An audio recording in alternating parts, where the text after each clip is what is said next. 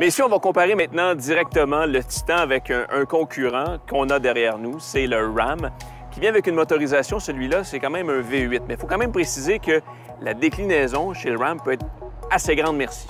Tout à fait. Du côté de Ram ou de chez Ford ou de chez General Motors, on a beaucoup d'expérience dans ce type de véhicule-là et maintenant, on propose toute une variété, toute une gamme très, très complète pour ce qui est trait aux motorisations, transmission, rapport final de boîte, ces choses-là différentielles. Donc, c'est une gamme beaucoup plus complète que ce que Nissan propose avec le Titan. Dans ce cas-ci, effectivement, c'est le Ram 1500 avec un moteur V8. Il y a aussi une version éco-diesel chez Ram, mais c'est le V8 qu'on va essayer aujourd'hui. Et on peut s'attendre à quoi comme comportement de ces deux véhicules-là aujourd'hui? Bien là, ça va être intéressant de mesurer avec la même charge la fameuse capacité de remorquage du Ram. Aussi la garde au sol qui est modifiable, la suspension pneumatique qui est tout à fait différente du Titan. Et il faut pas oublier non plus que du côté du Ram, on a des configurations de cabine, des longueurs de boîte. Ah oui? Ça finit plus. Je vous le dis, le catalogue est ça d'épais. Vous pouvez passer une journée chez le concessionnaire pour vraiment choisir précisément le modèle que vous désirez, ce qui n'est pas nécessairement le cas chez Nissan. Alors, quand on cherche un prix dans un Ram, c'est très difficile d'établir dès le départ le prix à l'origine. C'est difficile à comparer. Ben oui, c'est ça. C'est pas compliqué. C'est difficile de faire des comparaisons entre toutes les camionnettes pleine grandeur parce que les configurations sont tellement bougent tellement que d'avoir vraiment le même modèle, même capacité de remorquage, c'est presque impossible. Ouais. Alors, vous allez les essayer de quelle façon aujourd'hui? Qu'est-ce que vous nous proposez? On a une plateforme, si on veut, sur laquelle on va charger une voiture, on va aller traîner ça. Puis je suis pas mal convaincu qu'on ne sentira même pas que la remorque est là. Je pense que non, avec une Golf GTI. Je pense pas que c'est une voiture extrêmement lourde, mais ça fait rien. Ça va quand même nous donner un aperçu de ce que le camion est capable de faire. Éventuellement, on traînera peut-être un avion de à côté de chez Bombardier. Ben oui, c'est ça. On va aller voir ce que ça donne.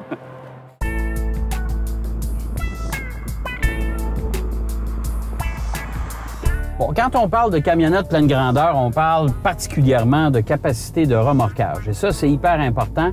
Dans le cas qui nous occupe, le Dodge Ram, là, j'ai la version Longhorn, là, la version Country, avec la version du Texas, hein, avec les sièges sculptés, le cuir travaillé, etc. Mais c'est une belle présentation. Moi, je suis pas sûr que j'achèterais ce genre de package-là à l'intérieur. Mais enfin, le véhicule qu'on a là actuellement, c'est avec le V8 de 5,7 litres et est aussi offert avec un moteur turbo diesel qui fait du sacré bon boulot. Franchement, là, ça, là, c'est un véhicule qui est hyper intéressant. C'est la seule camionnette d'ailleurs pleine grandeur qui est offerte avec un moteur diesel dans sa version d'entrée, c'est-à-dire dans le modèle 1500. On sait que chez Ford, on a décidé d'opter pour dans le F-150, on a décidé d'opter pour la technologie EcoBoost. Là, vous comprendrez que malgré le fait qu'on est sur une piste, je ne ferai pas des essais haute performance avec une remorque en arrière et une remorque sur laquelle on a déposé une Volkswagen Golf GTI. Je peux vous dire que jusqu'à maintenant, ce camion-là n'a pas de difficulté à remorquer quoi que ce soit. Évidemment, avec un moteur 5.7 EMI, avec un V8, attendez-vous pas à faire une belle économie d'essence. Ça consomme quand même pas mal. La version qu'on a est déjà équipée de freins électriques. Ça, c'est une bonne nouvelle en soi. Et c'est la plupart du temps maintenant, lorsqu'on opte pour des camionnettes pleine grandeur, le moindrement équipées, cet équipement-là est de série. J'ai une petite impression que j'ai une remorque à l'arrière, mais le camion, le Ram, pas trop de difficultés avec ça. Alors, le Ram, c'est un véhicule confortable, évidemment. Et lui, il a un avantage que je trouve intéressant, c'est qu'on peut jouer avec la garde au sol. C'est-à-dire qu'on peut ajuster la suspension en fonction du poids qu'on a sur la main en arrière. Alors ça, je trouve ça intéressant aussi. Parce que en ce qui concerne le moteur, en ce qui concerne la transmission, ça, c'est pas un problème. Et c'est souvent la suspension qui mange le coup.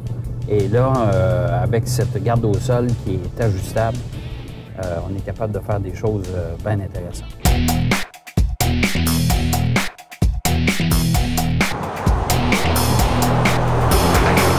Le Nissan Titan XD est animé par un moteur diesel de marque Cummins. le chiffre le plus important à retenir, c'est le couple que peut développer ce moteur-là. En fait, le couple est chiffré à 555 livres-pieds, ce qui est même beaucoup.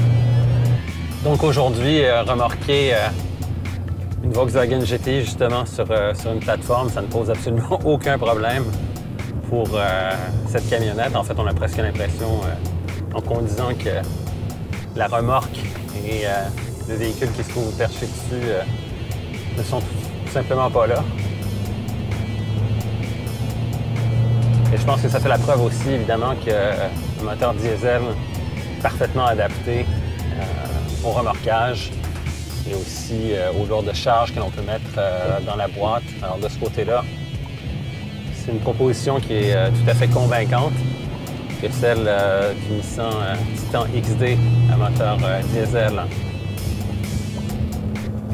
Pour le reste, on retrouve dans ce véhicule à peu près toutes les fonctionnalités que l'on retrouve dans d'autres camionnettes pleine grandeur. Donc on sent vraiment que Nissan a fait son travail pour étudier justement la façon dont les utilisateurs se servent justement de leur camionnette pleine grandeur.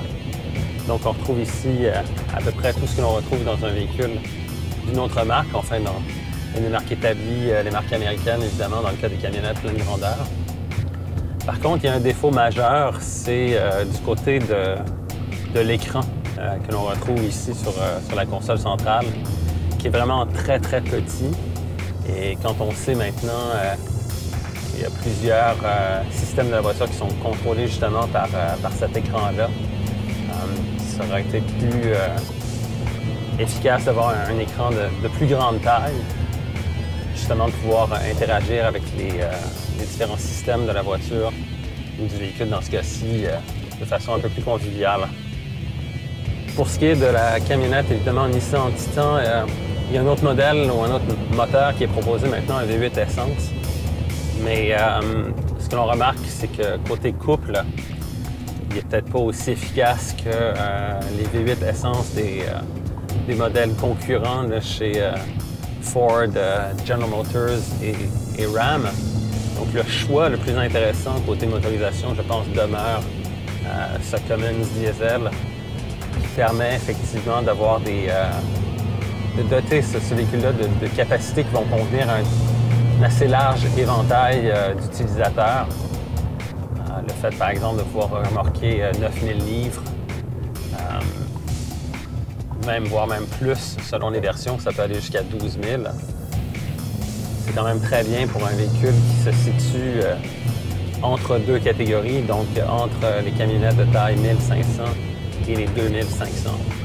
L'autre avantage d'avoir un moteur qui développe beaucoup de couples comme celui-ci, c'est évidemment lorsqu'on roule sur les routes publiques, sur les routes balisées, lorsque vient le temps, par exemple, de faire une entrée sur l'autoroute, même avec une remorque et une charge derrière, on sent qu'on a toute la puissance nécessaire pour pouvoir s'insérer dans le flot de la circulation sans que ça devienne un problème ou sans que ça gêne d'aucune façon le flot de la circulation sur l'autoroute. Alors de ce côté-là, c'est un facteur de sécurité aussi qui est non négligeable. Le fait que le véhicule, même chargé, même avec une remorque derrière, peut quand même accélérer rapidement et s'insérer dans le flot de la circulation là, sans gêner le trafic.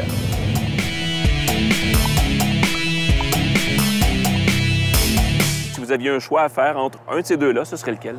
Bien, moi, j'aime beaucoup le look du Titan. Je trouve qu'il est assez réussi.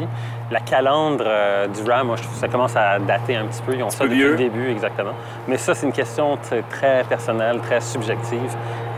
Pour ce qui est des capacités de charge, de remorquage, tout ça, encore une fois, du côté de Ram ou de Ford ou de General Motors, on a un éventail qui est beaucoup plus varié et une gamme beaucoup plus complète pour justement convenir parfaitement aux besoins que l'on a pour le travail. Jacques, j'ai envie de t'entendre. Je sais que depuis un bon moment, tu roules déjà un Titan glissant, mais si... Mais pour rouler à tous les jours, et comme je n'ai pas besoin de tirer des grandes remorques régulièrement, je te dirais que le Dodge Ram est beaucoup plus day-to-day. Bonne alternative, là. Je pense que pour le rouler à tous les jours, c'est plus doux, c'est plus mou comme suspension. Ça nous permet d'avoir un plus grand confort. L'autre, je dois vous avouer que ça n'a pas de camion. Hein? Si on s'en aperçoit tout de suite qu'on est impeccable. Là, hein? On s'entend là-dessus.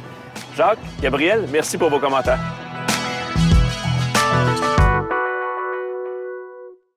Albi le Géant. Plus de 20 concessions de véhicules neufs et d'occasion avec le plus grand choix de marques. Sur le web et en magasin, on vous attend.